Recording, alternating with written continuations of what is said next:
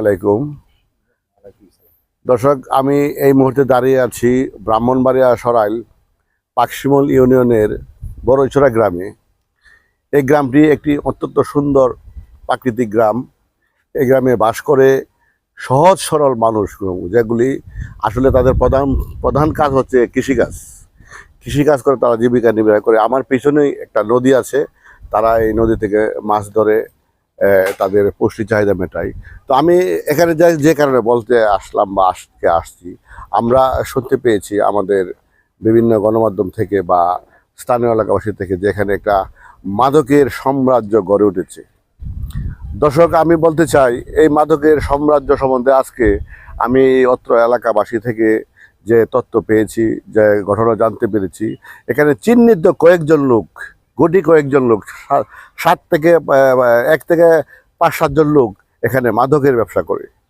এই মাদকের ব্যবসা আজকে এই সমাজে ছড়িয়ে দিচ্ছে সাধারণ মানুষের মাঝে। আমি সরাইল উপজেলা মুক্তির পথ মাদকের বিরুদ্ধে একটি সংগঠন আছে, এই সংগঠনের সভাপতি হিসেবে, আমি একজন সাংবাদিক হিসেবে, আমি এই দেশের একজন নাগরিক, একজন শান্তপ্রিয় মানুষ হিসেবে দায়িত্ব নিয়ে এই এলাকায় আজকে আসছি।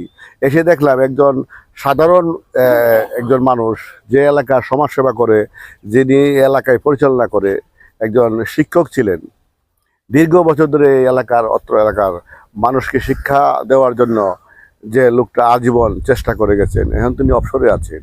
এই মাদক সম্রাটদেরকে বাধা দেওয়ার কারণে, এই মাদক খুরদেরকে বাধা দেওয়ার কারণে, মাদকের বিরুদ্ধে কথা বলার জন্য আজকে উনিশও আমার পাশে দাঁড়িয়ে আছে।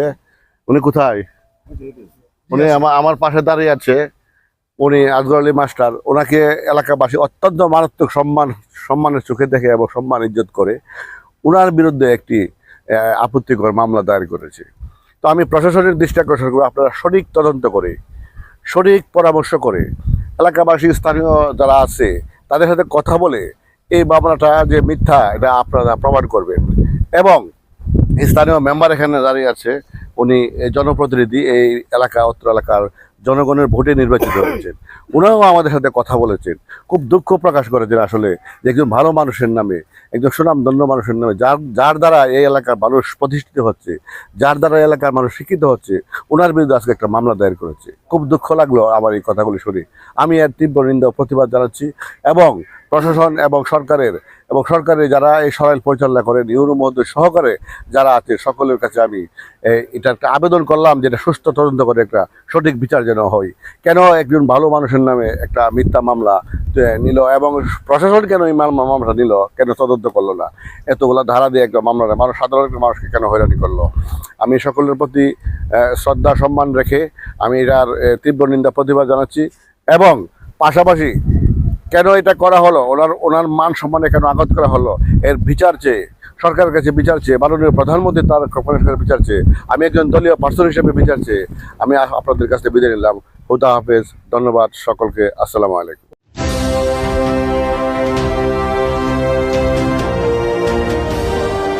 আপনারা দেখছেন SN টিভি।